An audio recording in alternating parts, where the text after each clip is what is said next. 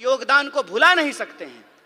सबसे ज्यादा जो एंटी कॉलोनियल मूवमेंट पूरी दुनिया में हुआ, महिलाओं को आंदोलन से जोड़ने का काम अगर किसी व्यक्ति ने किया तो उस व्यक्ति का नाम महात्मा गांधी है। और आप देखिए कि देश को आजाद कराने के लिए, अंग्रेजों को इस देश से भगाने के लिए महात्मा गांधी जी को कस्तूरबा गांधी को छोड़ने की जरूरत नहीं पड़ी।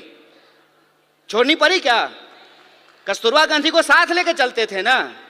और एक आज के प्रधानमंत्री हैं, कहते हैं कि हमको देश की सेवा करने के लिए पत्नी छोड़ना पड़ा। हाय रे बेईमानी। मेरी एक दोस्त है, उसने मुझे कहा एक दिन कि मुझे मोदी जी बहुत पसंद हैं। हमने कहा कि तुमको हम ना पसंद हैं यह बात कोई दिक्कत नहीं है, लेकिन तुमको अगर मोदी जी पसंद हैं तो एक बात हम तुमको कहना चाहते हैं, ईश्वर करें कि तुमको मोदी जैसे ही पति मिले। दूर से बात बहुत अच्छा लगता है, अपने पे जब अगर बात आ जाए तो उसका असर समझ में आने लगता है। आप मुझे बताइए, जो महिलाएं ये कह रही थी कि बृजभूषण जी ने कुछ नहीं किया, रह पाएंगी बृजभूषण के साथ? जीवन बिता पाएंगी उसके साथ? हमारे समाज में जो आज हो रहा है उसको हमको बहुत गंभीरता से समझने की जरूरत है। जो अधिकार हमको एक एक करके बिना लड़े मिल गए, इस देश में समान वोट के अधिकार के लिए कोई महिला आंदोलन नहीं हुआ। जब संविधान लिखा जा रहा था तो वोट का अधिकार दे दिया गया। इस देश में संविधान सभा में 15 महिलाएं शामिल होंगी, इसके लिए कोई आंदोलन नहीं हुआ। महात्मा गांधी ने अपने इनिशिएटिव से, उस वक्त जो है हमारा अखिल भारतीय महिला संघ नहीं था, महिला कांग्रेस नहीं था उस वक्त, लेकिन गांधी जी ने महिलाओं को घर से निकाल करके अपने आंदोलन में शामिल कराया। और आप जानते हैं, शराबबंदी के खिलाफ जो पिकेटिंग का आंदोलन होता था वो पूर्ण रूप से महिलाओं का आंदोलन था। महिलाएं जाती थी और शराब की दुकानों को बंद कराती थी। महिलाओं को राजनीति की मुख्य धारा में लेकर के आए, ये एक प्रोग्रेसिव सोच थी। प्रोग्रेसिव सोच के चलते संविधान सभा का ऐसे निर्माण हुआ जिसमें महिलाओं के प्रतिनिधित्व को सुनिश्चित किया गया। और यह प्रोग्रेसिव डेमोक्रेसी थी कि अमेरिका में आज तक, अमेरिका कहता है ना कि हम दुनिया का सबसे मॉडर्न देश हैं, मॉडर्निटी का ठेकेदार हैं, अमेरिका में आज तक कोई महिला राष्ट्रपति नहीं बन पाई है। और हमारे यहाँ महिला राष्ट्रपति बनी और उसी आधार पे भाजपा को कहने का यह हक मिला कि हम एक आदिवासी को राष्ट्रपति बना रहे हैं। बोलिए, लेकिन प्रश्न यह है आज हमारे सामने कि एक आदिवासी को अगर इस देश का राष्ट्रपति बनाया गया है तो मणिपुर में जब अत्याचार हो रहा था तो माननीय राष्ट्रपति ने अपने मुंह पे क्यों चुप्पी साध रखी है? यह राजनीतिक चुनौती है। इस राजनीतिक चुनौती को हमको समझना पड़ेगा और हम यह बात समझें कि विंग बनाने का यह मतलब नहीं होता है कि हम गुलदस्ता हैं, कि नेताजी आने वाले हैं तो 4 महिला को बुला करके वंदे मातरम गवा देते हैं। हम गुलदस्ता नहीं हैं कि भीड़ में जो है आप आगे में 4 लोगों को बिठा करके हमको सजा दीजिएगा। हम तेज पत्ता हैं कि बिरयानी में ऊपर से डाल दीजिएगा और जब खाने लगेगा तो निकाल दीजिएगा। यह प्रतिनिधित्व का सवाल है। प्रतिनिधित्व के सवाल को हमको सीरियसली लेना पड़ेगा। और अगर हम सीरियसली लेते हैं तो प्रश्न आता है पॉलिटिकल कल्चर का। आपने देखा, सारी जो एंकर हैं वो टीवी पे क्या कर रही हैं? वो कह रही हैं कि मणिपुर पे आप बोल रहे हैं, राजस्थान पे नहीं बोल रहे हैं। अरे राजस्थान क्या, दुनिया के किसी कोने में अगर महिलाओं के ऊपर कोई अत्याचार होगा तो बिना किसी राजनीतिक लाग लपेट के उसके ऊपर सवाल खड़ा करेंगे, उसके खिलाफ बोलेंगे ये हमारा हक है। आप ये व्हाट अबाउट रीच कर रहे हैं।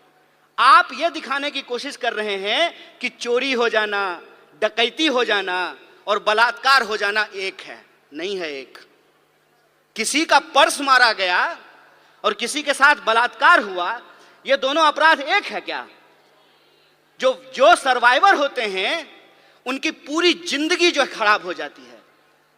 सवाल सिर्फ शरीर का नहीं है, सवाल उनकी मानसिकता का है, सवाल साइकोलॉजी का है। इस बात को हमको समझना पड़ेगा। और ये दोनों अपराध को मिलाने को, दोनों अपराध को एक बनाने की कोशिश कर रहे हैं। हमको इसकी गंभीरता को समझना पड़ेगा। हमको इस गंभीरता को समझना पड़ेगा कि यह सब कुछ आ कहां से रहा है, उसके पीछे की मानसिकता क्या है।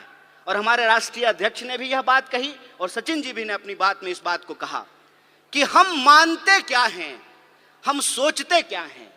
अगर हम ये सोचते हैं, हमारे सोच में है कि धन की देवी लक्ष्मी है, विद्या की देवी सरस्वती हैं, तो धन की देवी जब लक्ष्मी थी तो राइट टू प्रॉपर्टी का अधिकार क्यों नहीं दिया गया? यह प्रश्न पूछना चाहिए ना। जब विद्या की देवी सरस्वती हैं तो महिला और पुरुष को पढ़ने का अधिकार क्यों नहीं दिया गया?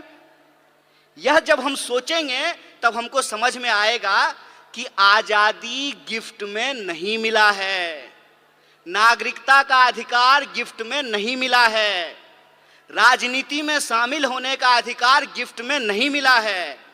जो लोग उस वक्त आंदोलन को चला रहे थे, ये उनकी सोच थी कि अगर हमारी महिलाओं के पास पहनने के लिए साड़ी नहीं है।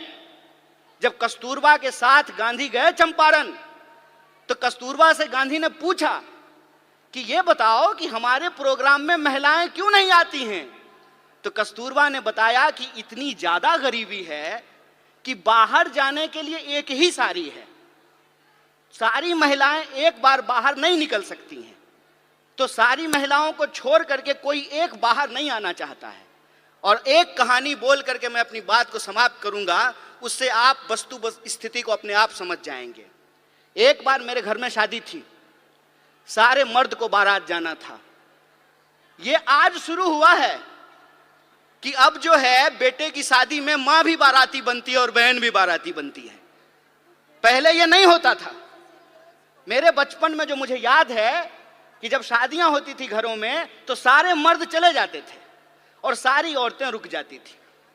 मेरी तबीयत खराब थी और मैं उस दिन जो है बारात में नहीं जा पाया।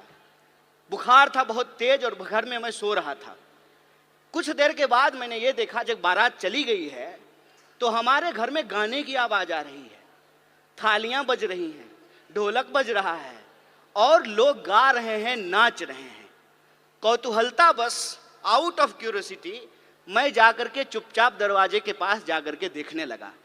और मुझे इतना आश्चर्य हुआ कि जिस मां ने मुझे 9 महीने पेट में रखा, अपनी एक एक सांस दी, खून दिया, पसीना दिया, 9 महीने पेट में रख करके पैदा किया, रोज खाना खिलाया, पखाना साफ किया, पढ़ाया लिखाया, वो मेरी मां गाती है ये मुझे मालूम ही नहीं था। वो मेरी बुआ जिसकी गोद में मैं पला, वो बुआ जो है डांस करती है, मुझे पता ही नहीं था। और वो जो एक फोक कल्चर है, वो फोक कल्चर इतना मजबूत है कि वो वक्त मिलता था महिलाओं को अपने भीतर के श्रृंगार को प्रकट करने का, अपने भीतर के प्रेम को प्रकट करने का। जिस समाज में आपको आपकी भावना प्रकट करने का अधिकार नहीं हो, उस समाज में महिलाओं को राजनीति में लेकर के आना एक चुनौतीपूर्ण कार्य है।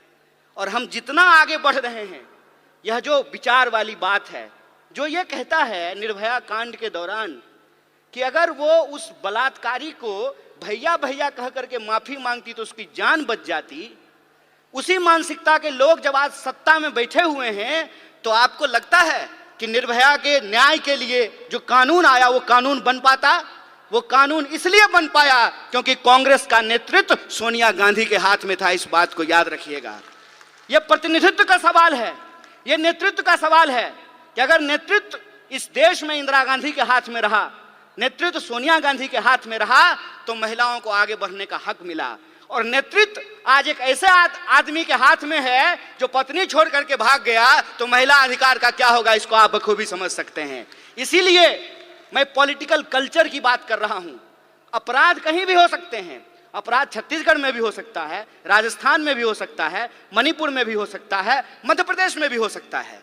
लेकिन अपराध के बाद पुलिस की कार्रवाई कैसे हो रही है, सरकार उस पर क्या बोल रही है, जिस पार्टी की सरकार है उसके स्पोक्स पर्सन क्या बोल रहे हैं, इस बात पे हमको ध्यान देना पड़ेगा। और कांग्रेस और बीजेपी के बीच में दल का फर्क नहीं है, विचार का फर्क है। इस बात को हमको समझना पड़ेगा। और अगर हम समानता में भरोसा रखते हैं, अगर हमको लगता है कि बलात्कारियों को मंत्री, मुख्यमंत्री, विधायक और एमपी नहीं बनाना चाहिए, तो 2024 का चुनाव कांग्रेस पार्टी के अस्तित्व का चुनाव नहीं है। 2024 का चुनाव हम महिलाओं के लिए, हम तमाम नागरिकों के लिए, इस देश के अस्तित्व का सवाल है, संविधान के अस्तित्व के सवाल है। इसको हमको समझना पड़ेगा। और जिन चीजों से हम जूझ रहे हैं, चाहे वो महंगाई हो, चाहे वो बेकारी हो, उन तमाम सवालों को लेकर के हमको घर घर जाना है। और जो संविधान ने जो हमको अधिकार दिया है, समान अवसर का, सम्मान का, एकता का, भागीदारी का, उसको हमको आगे लेकर के जाना होगा।